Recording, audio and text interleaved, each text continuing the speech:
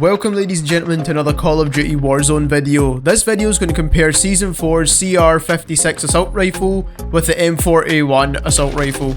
This video is going to compare the stats of both of the guns and how they generally feel in-game, as well as taking a deeper look into the best class setups for both. But before we get into the details, 97% of you guys have not subscribed to the channel, so if you want to stay up to date with anything regarding Season 4, definitely hit that subscribe button and drop a like to show your support to the channel. After having the chance of playing more and more with the CR-56, I have realised that it is a high damage weapon and should be compared to other high damage weapons in its category.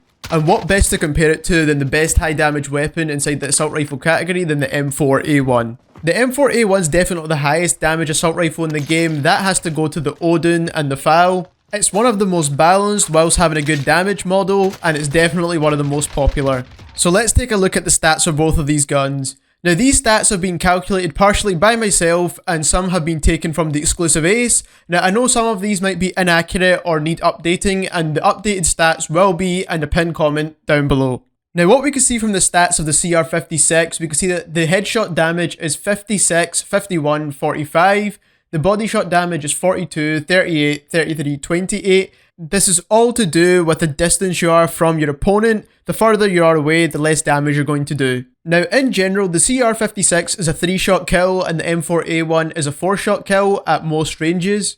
But we can see here why the M4A1 is so popular with that high rate of fire, making the time to kill 216 milliseconds. But the CR-56 does beat this very slightly, however, with a lower time to kill. There's not much of a difference between the aim down sight times of these two guns, so this can pretty much be ignored. The magazine capacities are pretty much the same, and the reload time is slightly longer than the CR-56. Even though the aim down sight time is very similar, the mobility with the CR-56 seems to be much slower than with the M4A1. And that's without any attachments on the gun, so the M4A1 is definitely more mobile. So if movement's important to you, definitely stick with the M4A1. This follows through with attachments also, especially when you're sticking on longer barrels. Before we take a look at some class setups, let's take a look at the hipfire and recoil of both of these guns. Now the M4A1 definitely has the best hipfire, pretty much of all assault rifles I would have to say. And the CR-56 is definitely nowhere close at all. I'd probably say it's one of the worst hipfires of an assault rifle in this game. Now taking a look at the recoil pattern of both guns, we now realise the downside of having a high rate of fire with the M4A1. The CR-56 recoil pattern is pretty much straight up and vertical for the most part, whereas the M4A1 does kick to the right. My main issue with the recoil pattern with the M4A1 is not the upwards right drag, but actually the side to side bounce. I feel like there's a lot of side to side bounce with the recoil in the M4A1, and that's why you definitely have to use the Commando foregrip with this gun. The CR-56 recoil pattern is pretty good, but keep in mind the rate of fire isn't the highest, although it definitely is much better than the AK-47. Also, if you find yourself hip firing quite a lot with your assault rifle, you might want to skip the CR-56. Moving up to some setups for both of these guns, for the M4A1 we have the classic setup for the monolithic suppressor, the grenadier barrel, the commando foregrip, of course, which is very important, the 50 round mags, which is also very important for Warzone, and finally the tac laser for increased aim down sight. Once again, we have a similar long range setup for the CR-56. We have the monolithic suppressor, the XRK barrel, the XRK grip, the 45 round mags, and the commando foregrip. The XRK grip can be replaced by the tac laser, that's also a really good option as well, or maybe some sort of stock that you'd prefer to use instead. Sleight of hand could also be another really good option here, as it will reduce your reload time down to about 2 seconds. But if you're using this gun for long range engagements inside Warzone, you should already have plenty of time to reload your guns.